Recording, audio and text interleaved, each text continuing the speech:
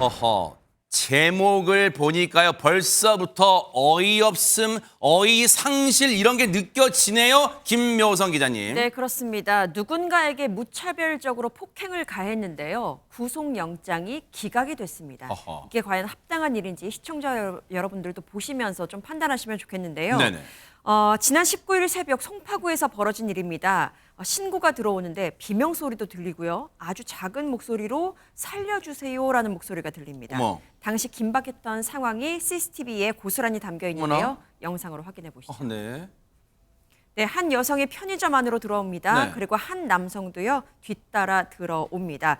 잠시 후에 편의점 구석에 서 있던 여성에게 다가가더니 아이고. 머리채를 붙잡고는 어머나. 바닥으로 쓰러뜨리기까지 합니다. 어머머머머. 네, 이렇게요. 그리고 얼마 뒤에는 여성과 함께 이렇게 편의점에 비치된 의자로 가서 앉더니 분에 못 이겨서 본인의 머리를 잡아 뜯기도 하고 어머나. 또 심지어는 주먹을 들어서 여성에게 위협까지 하는데 허허. 그러자 편의점 안에 있던 다른 누군가가 다가와서 이렇게 제재를 합니다. 네. 그러는 사이 여성은요 편의점을 빠져나가서 재빨리 이렇게 도망치는데 네. 남성도 곧바로 따라옵니다. 어허. 그러고는 여성의 뒤를 황급히 쫓아가기 시작하는데요. 어머나. 결국 얼마 못 가서 여성은 또다시 이 남성에게 붙잡히고 말았습니다. 어머나 세상에 저 도망을 치면서도요. CCTV 상에서도요. 안진용 기자님 뭔가 필사적으로 도망치려는 게 막 느껴져요 지금. 네, 저 피해 여성 안면부와 전신을 주먹과 발 등으로 심하게 폭행을 당했습니다. 어머나. 네, 이 여성 많이 놀랐고 부상도 심할 텐데 그래도 도주하기 직전 침착하게 112에 신고 전화를 걸었습니다. 허허. 작은 목소리로 신고가 접수됐다고 하는데 아마도 신고하는 걸 모르게 하려는 거였죠. 하지만 이 남성, 여성이 신고했다는 것을 알고 난 후에 이 휴대전화까지 부셔버렸습니다. 신고를 받고 출동한 경찰, 현장에서 이 여성을 발견한 후 곧바로 병원으로 이송을 했고요. 어머나. 하지만 남성은 없었습니다. 이미 도주한 뒤였습니다. 세상에 어떠한 이유에서든요 폭행은요 용납될 될 수가 없어요. 근데 대체 무슨 일이 있었기에 저렇게 무자비하게 폭행을 휘두른 걸까요? 저 인간이 최진봉 교수님. 저 사람들이 무슨 사이였냐면 전 연인 관계예요. 그러니까 어머나. 지금은 연인이 아니고 헤어진 관계. 네네. 전 연인 관계였는데 저 남성 이상한 사람이 어느 날 불쑥 그 여성이 집에 찾아옵니다. 헤어졌으면 왜 찾아오는지 이해를 못 하겠어요. 네. 일단. 근데 거기까지도 좋아요. 근데 찾아간 것도 모자라서 이 여성에게 성관계를 요구를 합니다. 헤어졌는데 뭐라고요? 제정신입니까 지금? 그러니까 세상에. 이러다 보니까 여성 입장에서는 기지를 발휘해서 네. 집에 있으면 안 되겠다는 생각을 한 거예요. 어허. 그래서 아프니까 저기 편의점 가서 라면 먹고 가자라고 얘기하면서 편의점을 데려온 거예요. 하하. 그런데 이 남성이 편의점으로 온 이후에 계속 본인이 요구하는 걸 거절하게 되니까 여성이 안 된다고 세상에. 하니까 폭력을 행사했던 겁니다. 그야말로 피해자의 얼굴과 몸 등에 엄청난 피해를 입히는 그런 폭력이 무차별적으로 이루어졌습니다. 저게 사람이에요? 정말 헤어진 전 연인에게 찾아가서 대뜸한다는 말이 뭐라고요? 진짜 방송에서 입에 담기도 정말 여러분께 성관계를 줄기차게 요구하는데 그게 지금 여성이 기질발해서 순간 자택에서 집에서 빠져나와서 저 편의점으로 가는데 거기서 앞서 보셨죠? 머리채를 잡고 폭행할 것처럼 하다가 결국 길거리에서 저렇게 무자비하게 폭행을 휘두르고 현장에서 내뺐어요. 저 인간 못 잡았습니까? 그러면 허준 변호사님. 다행히 당일에 바로 잡혔습니다. 어허. 정말 꼼꼼한 수색을 이어간 끝에 겨우 붙잡았다고 하는데요. 네. 즉시 도주한 이 가해 남성의 인상착의를 경찰이 확인을 했습니다. 어허. 그래서 약 40분간 일대 건물과 주차장 담벼락을 굉장히 열심히 수색을 했다고 하고요. 네. 인근에서 숨어있던 이 남성을 찾아냈다고 합니다.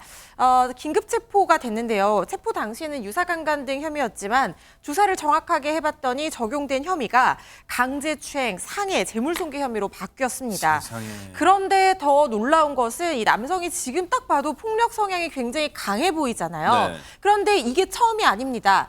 과거에도 폭력성을 보였다고 합니다. 어허. 이 두 사람이 교제할 당시에도 이 남성이 여성에게 폭행을 가했고 이 폭력 사건으로 여성이 경찰에 신고를 하면서 도움을 요청했던 적이 있었다는 세상에. 거예요.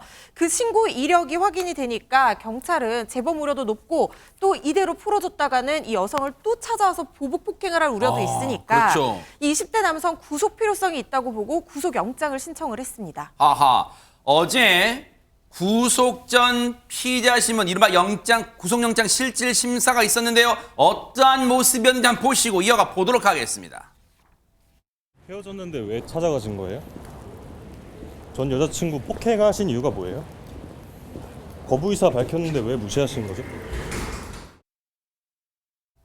입이 10개라도 당연히 할 말이 없겠죠. 양심이 이 털끝만큼이라도 있다면 말이에요. 그런데 당연히 구속이 됐겠죠. 최진봉 교수님. 안타깝게도 구속영장이 기각이 됐습니다. 뭐라고요? 황당하지 않습니까? 어머. 국민들이 볼 때 이게 납득이 되는지 잘 모르겠어요. 허지원 변호사가 이미 설명을 했지만요. 이전에도 이미 폭행 전력이 있어요. 그 세상에. 여자분이 이미 신고를 한 적도 있었잖아요. 네. 그러면 이번에 한 번이 아니잖아요. 네. 상습적으로 폭행이 이루어졌을 가능성이 있다고 봅니다. 그리고 우리가 CCTV 봤지만 저렇게 공개된 장소에서 편의점에서 저렇게 무차별적으로 폭행을 한 사람이에요. 근데 이 사람의 구속영장이 이게 기각이 돼버렸는데 이유가 뭐냐면 도주나 증거인멸의 우려가 없다는 이유예요. 세상에. 과연 근데 문제는 뭐냐면요. 경찰은 뭐라고 얘기하냐면 스마트워치를 여성분에게 지급해서 이분이 스스로 이제 신변 보호를 할 수 있도록 도움을 줬다고는 하지만 이 여성분 입장에서 얼마나 두렵겠습니까? 그러니까요. 구속이 안 된 상태에서 이 사람이 또 어떤 행동을 할지 아무도 모르는 거잖아요. 네. 스마트워치가 얼마나 잘 작동할지도 모르겠고요. 이미 집도 알고 있고 제가 볼 때 전 연인 관계라고 하면 연락처 같은 거 다 알고 있지 않겠습니까?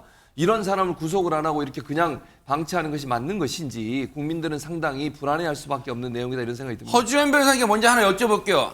지금 물론 재판이란 게 여론에 따라 뭐 분위기에 따라 하라는 건 아니지만 지금 2월 시청자분들이 이 판결, 이 선고 내용을 들으면 그 영장이 기각되는 이유를 들으면 이게 납득이 될까요? 대체 판사님은 왜 이런 영장을 기각했을까요?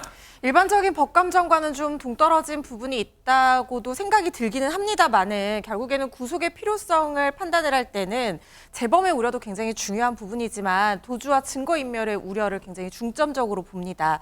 그런데 아마 저렇게 CCTV가 다 있고 폭행 장면이 그대로 찍힌 상황이고 피해자가 진술을 일관되게 하고 있는 상황이라고 하면 이 법원 입장에서는 이미 증거를 다 확보를 한 상황이다라고 판단했을 가능성이 있고요.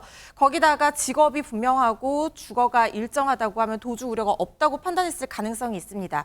그럼에도 불구하고 특히 저런 교제하던 사이에서 반복적인 폭력이 추가적인 스토킹 범죄나 강력 범죄로 이어질 수 있기 때문에 요즘에는 구속의 필요성에 대해서 굉장히 엄격하게 판단하는 편이거든요. 법원의 판결을 존중합니다마는 다소 아쉬운 측면은 있다고 말씀드릴 수밖에 없을 것 같습니다. 물론 그 인신 구속 영장이 기각됐지만 그 구속 영장이 기각됐다는 게 죄가 없다는 뜻은 아니에요. 앞으로 이제 재판 거쳐서 이 재판에서 법정 구속을 시킬 수도 있기 때문에 지켜봐야겠지만 어쨌든 최명기 원장님 지금 저 여성분 얼마나 지금 불안할까요? 세상에 지금 밖에도 못 나가고 지금 문을 2중 3중 걸어 잠가 될 거 아니에요. 지금 또 혹시 이사 가야 되나요? 그러면 맞습니다. 아마도 지금은 거의 외상후 스트레스 장애가 거의 확실하게 있을 것 같습니다.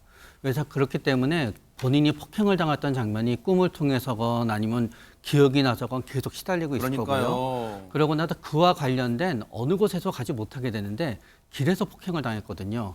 그러니까 밖에 나가서 길을 걷다가 낯선 남성을 보는 것만으로도 공황 발작이 발생할 수 있습니다.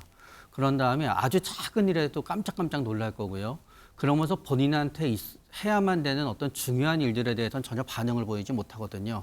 그러니까 아마 직장 생활은 거의 불가능할 거고 이렇게 심한 경우에는 진짜 적절하게 최대한 치료를 하려고 그래도 치료에 대한 반응도 굉장히 공포가 치료를 갖다 이기는 경우가 더 많습니다. 세상에. 자, 영장은 기각됐지만 앞서 말씀드린 게 그게 죄가 없다는 뜻은 아니에요. 고생스럽겠지만 수고스럽겠지만요. 수사기관이 이 여성, 피해 여성 신변 보호에 정말 만전을 기해 주시기를 정말 당부드리겠습니다.